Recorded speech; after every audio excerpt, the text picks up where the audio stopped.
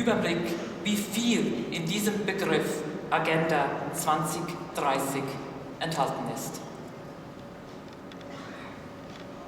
30 et ses 17 objectifs de développement durable. Il succède aux objectifs du millénaire mis en œuvre entre 2000 et 2015. Ceux-ci ont par exemple permis la réduction de moitié de la pauvreté, la diminution du taux de mortalité infantile dans le monde et l'amélioration de l'accès à l'eau potable et de l'accès des filles et des garçons à l'éducation. L'agenda 2030 innove par son caractère universel. Ces 17 objectifs concernent tous les pays engagés et plus uniquement les pays à prendre en compte, comme les modes de consommation et de production durable. Here in Switzerland, thank you for having made it to Geneva, to Davos, to Zurich, almost all the week. Switzerland, thank you very much. You know, you have a lot of friends in Switzerland, especially since you have spoken in Swiss German in front of the parliament. Thank you very much.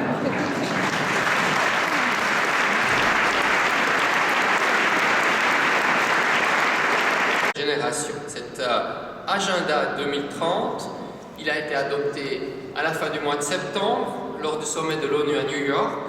Il est sorti de presse. Eh bien, il faut qu'il entre dans la réalité. Et c'est ça qui sera le plus difficile.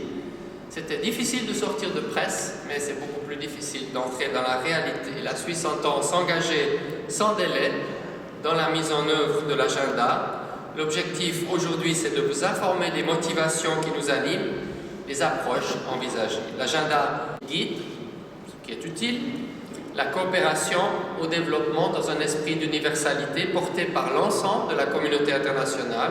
Nous avons pris place dans un bateau, dans un monde, et nous avons une conscience, une volonté commune. C'est donc un plaisir et un honneur d'accueillir aujourd'hui l'un des principaux capitaines du bateau, Monsieur le secrétaire général Ban Ki-moon.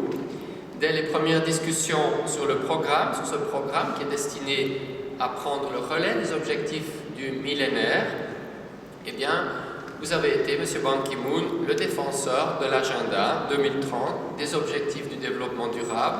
Vous avez joué un rôle déterminant. Et au nom du gouvernement, et je peux le dire ici et j'en suis honoré, au nom de la population de notre pays, je vous remercie chaleureusement de votre participation à cette conférence, de votre engagement. La victoire d'Alinghi lors de la Coupe du Monde de l'América a démontré à ceux qui ne le savaient pas que nous sommes aussi une nation de marins. D'ailleurs, mon grand-père était pêcheur professionnel. Et aujourd'hui, nous voulons nous joindre à vous pour hisser les voiles et pour mettre le cap sur les objectifs qui doivent permettre de mener l'agenda 2030 à bon port. Gegenüber 1990 halbiert. Die Anzahl Kinder, die keine Schule besuchen, konnte fast halbiert werden. Dasselbe gilt für die Muttersterblichkeit seit 2000. Die Kindersterblichkeit sank in dieser Zeit um mehr als die Hälfte. Noch immer zu wenig. Die Anzahl Menschen mit Zugang zu fließendem Trinkwasser konnte fast verdoppelt werden. Dennoch, es leben noch immer 800 Millionen Menschen in extremer Armut und Hunger. Das ist 100 Mal die Schweiz. 100 Mal die Schweiz in unserer Welt. Rechnung, die sich immer stärker artikulieren und auch in der Agenda 2030 reflektiert werden. Wir wollen zudem noch gezielter Synergien zwischen den verschiedenen Instrumenten der internationalen Zusammenarbeit schaffen und nützen. Leitziel der neuen Strategie ist eine Welt ohne Armut und in Frieden und auf der Grundlage einer nachhaltigen Entwicklung. Eine Welt ohne Armut und in Frieden, un monde en paix, un monde sans pauvreté. Die Botschaft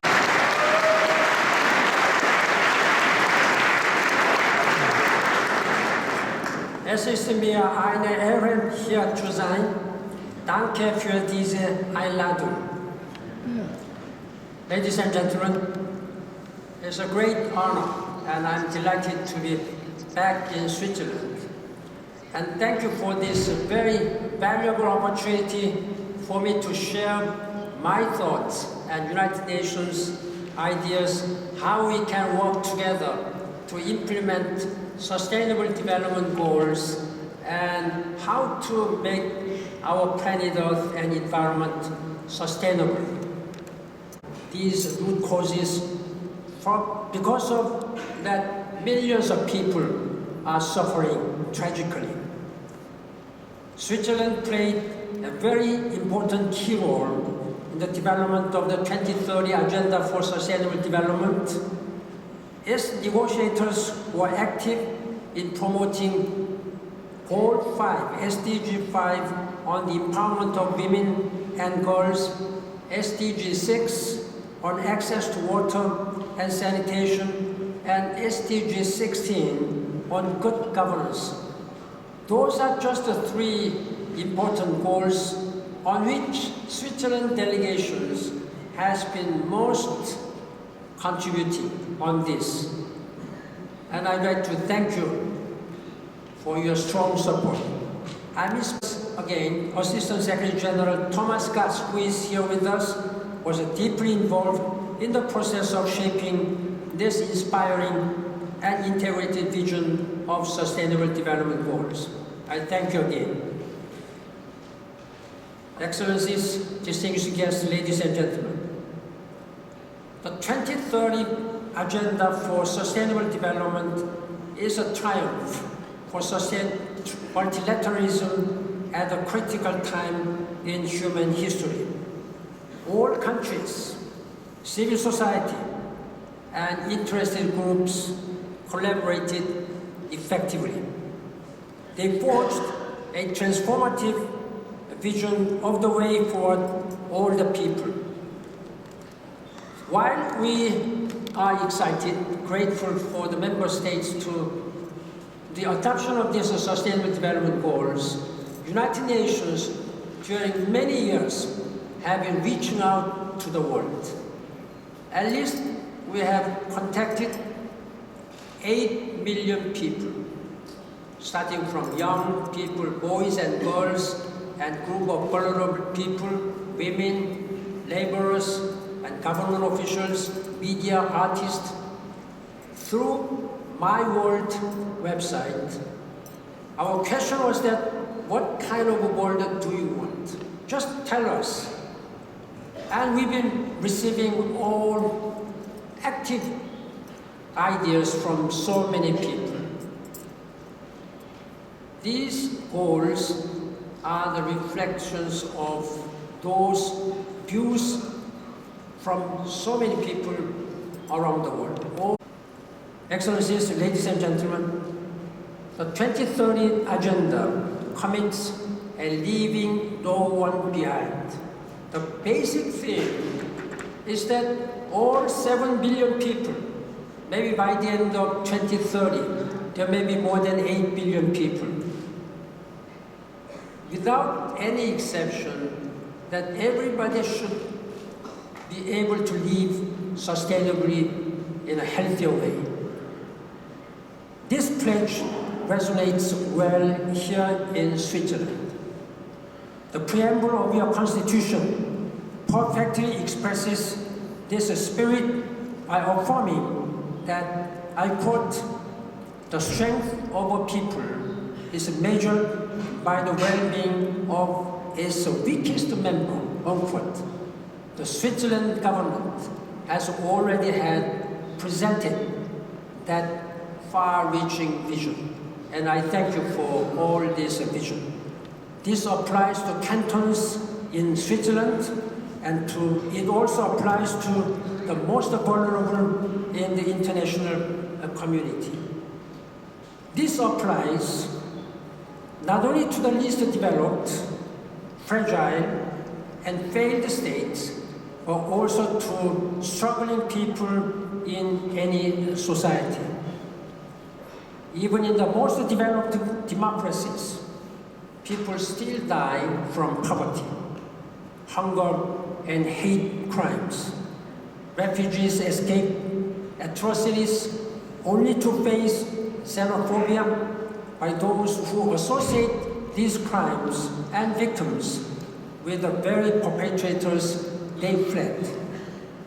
Even where safety nets are in place, too many people fall through. Physical disability, sexual orientation, race, and other differences obscure our common humanity. The result leaves minorities of all kinds of exposed to discrimination. All development efforts, national and international, must begin by identifying the most vulnerable and understanding how to empower them. We are working together with the government and civil society and implementing these Sustainable Development Goals. I'd like to ask the business CEOs to have a global vision in operating your enterprises. When the CEOs have an inclusive way of managing your companies will thrive. Try to give decent and affordable opportunities for young people so that these young people and women, so that these young women may not have sense of disillusionment against our society. When CEOs have a vision and strong commitment on human dignity and human rights, when your company is operating, whose human rights and dignity are all respected, I'm sure that your company will thrive. Because these employees will be motivated, not only being grateful, motivated and committed to work not only for the benefit of their personal gains, but for the companies and for the societies. That becomes national gain. National gain will bring international gain. That's the way the United Nations is now trying to ask world leaders. Try to motivate your people rather than imposing something to do. When one is motivated, then it's a self-help, then I think our countries and Switzerland and your company will thrive. Then in such a case, maybe United Nations will have less work to do. That's what I'm expecting as a Secretary General. Switzerland is an important UN member state. Your country may be small in terms of population, in terms of size. But what I have been observing is that you have such a strong and very warm and big heart. You have a much greater vision, global vision than other people. That's why I love to be back and love to work with the Swiss people and government and inspire global visions. Look at what you can do beyond this Switzerland for other people around the world who are in need of our warm hands. And I count on this country to do even more as we advance to a new future. And ladies and gentlemen, let's work together to make this world much more peaceful, much more harmonious, and healthier. Not only for us, but for our succeeding generation. And I thank you for your strong commitment and engagement. Thank you. Thank you so much.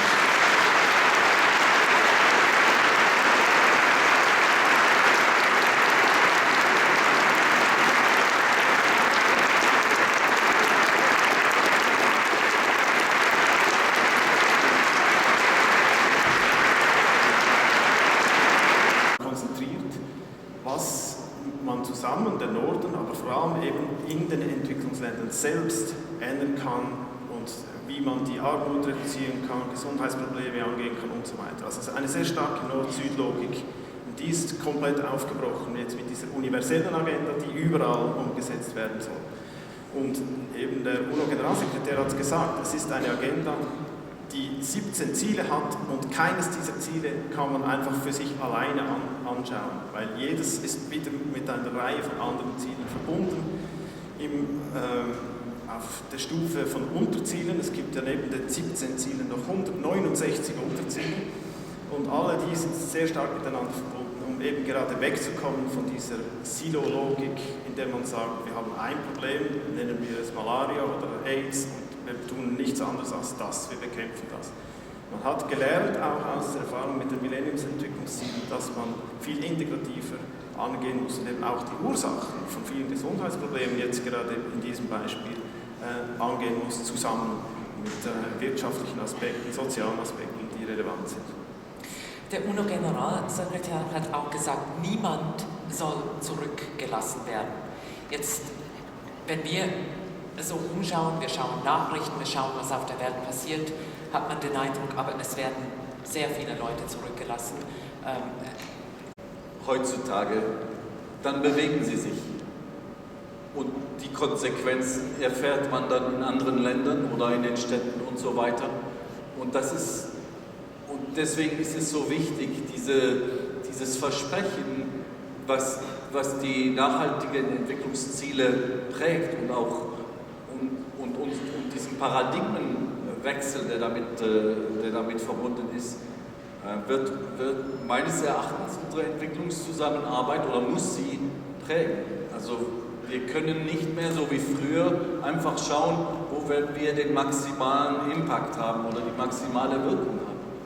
Wir müssen unser strategisches Denken jetzt damit beginnen, indem wir diese Bevölkerungsgruppen, die irgendwie vernachlässigt sind, identifizieren, verstehen, was für Risiken sie entgegenstehen. Wir müssen verstehen, wie wir diese Bevölkerungsgruppe ermächtigen können, und damit sie besser in der Wirtschaft teilnehmen. Initiative O de la DDC. Et puis, à ma gauche, c'est Laurent Balziger, il est directeur général remplaçant de l'environnement du canton de Vaud. Et on se demande peut-être pourquoi le canton de Vaud et le Tchad. Mais alors, c'est une monde, on a déjà dit. Alors, je commence peut-être avec vous, Monsieur Burley. On dit l'eau, c'est la vie, c'est toute la vie en fait. Alors, et dans vos fonctions, alors l'objectif de l'eau, l'ODC numéro 6 pour vous et pour nous tous, c'est un objectif essentiel. Bon, je ne peux pas dire autrement, absolument. Je travaille pour le programme global eau. Alors, clairement, l'eau, c'est central. Sans eau, il n'y a pas de vie. Mais laissez-moi montrer un peu les différences qu'il y a entre les objectifs du millénaire en relation avec l'eau et les objectifs de développement durable. Dans l'objectif du millénaire, il y avait seulement 3 aspects autour de l'eau. C'était l'eau potable, c'était l'assainissement et c'était la hygiène. Boire d'abord. Et le Tchad aussi a une vocation agro-pastorale. Et donc, par conséquent, son économie est basée sur l'agriculture et l'élevage. La grande partie de la population vit dans le milieu rural, c'est-à-dire 80% de la population vit de l'agriculture et de l'élevage. Ce qui est important aussi à souligner, c'est que la gestion aussi de l'eau est un défi pour le Tchad. Parce que l'agriculture tchadienne est basée sur la pluie. Et comment faire pour conserver l'eau qui tombe? Nous avons 3 mois à 4 mois de pluie par an. Et comment faire pour conserver cette eau gérée pour couvrir toute une année? C'est pourquoi l'eau reste vraiment un défi important pour le Tchad. Les mêmes passions pour un domaine, finalement, même si c'est dans un même contexte, on voit qu'on a des objectifs tout à fait similaires dans ce domaine de l'eau. C'est le bien-être de la population et c'est aussi la durabilité des ressources. C'est vrai que si on vient sur le contexte suisse, on est privilégié en Suisse parce qu'on a un héritage magnifique avec des infrastructures qui ont été construites dans le domaine de l'eau potable, mais aussi de l'agriculture, des drainages et des rivières pour protéger les crues par nos ancêtres, par les générations passées. Donc on a finalement tous les outils qui sont à disposition. Maintenant,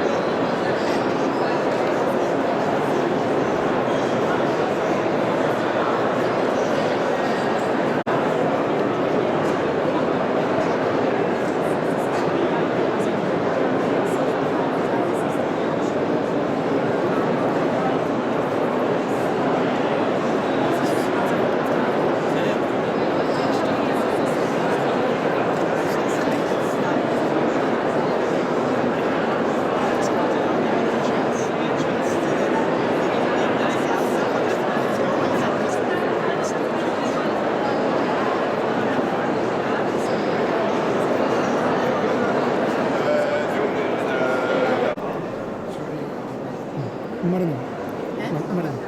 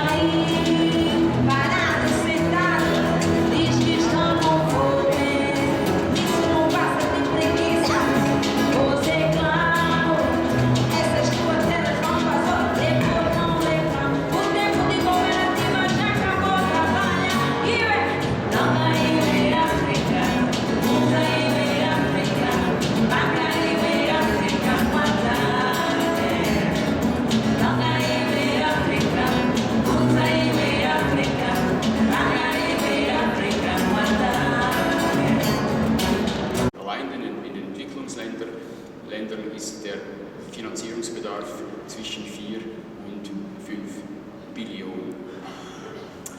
Die gute Nachricht ist, dass das Geld ist eigentlich vorhanden. Global gesehen war die Welt noch nie so reich wie heute. Allerdings müssen eben die Ersparnisse und die Gelder, die bei Staaten, bei Pensionskassen, bei Unternehmen, aber auch bei Privaten liegen, die müssen noch vermehrt eben kanalisiert werden in die Anliegen der Entwicklungsfinanzierung. Die Periode 2017-2020 ein wichtiges Jahr hervor. Bundesrat Burkhalter hat die Schwerpunkte dieser Botschaft bereits erwähnt. Die Agenda 2030 bildet für diese Botschaft, für unsere Entwicklungszusammenarbeit der Schweiz einen ganz entscheidenden Referenzrahmen. Auch für die internationale Zusammenarbeit der Schweiz bedingen sich Armutsbekämpfung, Frieden und nachhaltige Entwicklung gegenseitig. Das eine ist ohne die anderen nicht zu haben. Das bedingt auch eine enge Zusammenarbeit über institutionelle und thematische Grenzen hinaus. Die Botschaft wird in den nächsten Wochen dem Bundesrat vorgelegt und anschließend dem Parlament unterbreitet. Meine Damen und Herren, ich komme zum Schluss. Die Agenda 2030 fordert unser Land aber auch auf nationaler Ebene heraus. Alle relevanten Politikfelder müssen künftig so ausgestaltet werden, dass sie sowohl im Inland als auch im Ausland zur nachhaltigen Entwicklung beitragen. Das ist eine komplexe Aufgabe, bei der Interessenkonflikte vorprogrammiert sind. Der Diskussions- und Koordinationsbedarf wird ansteigen. Mit den langfristigen und übergeordneten Zielen vor Augen werden aber gemeinsame Lösungen möglich sein. Die Entwicklungszusammenarbeit der Schweiz ist gut aufgestellt und bereit, ihren Beitrag zu leisten. Nochmals ganz herzlichen Dank, dass Sie zu uns hier ins Hallenstadion gekommen sind und ganz herzlichen Dank für Ihr Interesse an der Schweizer internationalen Zusammenarbeit, aber natürlich auch für all die vielen Organisationen, die hier versammelt sind, für die ausgezeichnete Zusammenarbeit, die wir mit Ihnen immer wieder erfahren dürfen. Ich wünsche Ihnen noch einen schönen Rest des Programms. Lanciert. Wir haben ihn zusammen mit Swiss Contact entwickelt, weil sie in der Provinz Aceh mit einem großen Projekt zur Kakaoentwicklung bereits hervorragende Ergebnisse erzielt haben. Actually start with the private sector. Okay, the project is really about trying to help farmers become professional business managers so that they treat their farms as businesses. And we cooperate in implementing the project with Swiss Contact. On our side, we are involved in the training around agronomy and improving their farming practices, and also finding them a market for certified cocoa at a premium. Public-private partnership. We are supported with the Swiss government as a public funding partner, and the private sector, including Barry Callebaut, Nestle, and all the brands. You have around the year on your table when you eat chocolate. So we have the global big boys involved in this program, but we also work with the local industry together. So it's a large program including 60,000 farmers in Indonesia, and we're targeting the 3 aspects of sustainability within this goal, within this program, which can only be achieved if we all work together, like we've seen the goal number 17 for the partnerships. The 3 aspects Steuersysteme optimieren, die Basis der Steuerzahlungen erweitern und die Modalitäten der Steuerzahlungen vereinfachen. Sie müssen befähigt werden, eine kompetente und transparente Verwaltung aufzubauen und Rechenschaft gegenüber ihrer Bevölkerung abzulegen, denn die will wissen, was mit ihren Steuergeldern und mit ihren Budgets letztlich geschieht. Das SECO unterstützt beispielsweise entsprechende Projekte in Ghana. Meine Damen und Herren, eine weitere Finanzierungsquelle stellen die privaten Finanzressourcen dar. Das Engagement des Privatsektors ist wesentlich, um Arbeitsplätze zu schaffen und Steuereinnahmen zu generieren. Die Privatwirtschaft ist schon seit langem ein Hauptinvestor in vielen öffentlichen Entwicklungsbereichen, wie etwa der Wasserversorgung oder im Gesundheitswesen. Damit der Privatsektor aber noch stärker investiert, sind ein förderliches regulatorisches Umfeld, insbesondere auch gute Rahmenbedingungen, Good Governance, das wurde vorher im Panel auch erwähnt, und entsprechende auch gewinnorientierte Anreize wichtig. Natürlich müssen private Investoren auch von sich aus mehr Verantwortung im sozialen und im ökologischen Bereich übernehmen. Globale Entwicklungsthemen wie Wasser- und Landknappheit oder Klimawandel sind auch für sie Herausforderungen, ohne deren Bewältigung sie nicht dauerhaft wachsen können. Ich schätze daher die Bereitschaft der Wirtschaft mitzumachen als groß sein. Der Generalsekretär der UNO hat diesbezüglich auch einen klaren Appell ausgesprochen an den Privatsektor. Im In- und Ausland für die angenehme und konstruktive Zusammenarbeit, bei der Stadt Zürich für die großzügige Gastfreundschaft und natürlich bei Ihnen, wertes Publikum, für Ihr zahlreiches Erscheinen, Ihr Interesse und vor allem Ihr Engagement. Besten Dank für Ihre Aufmerksamkeit. Kommen Sie gut nach Hause.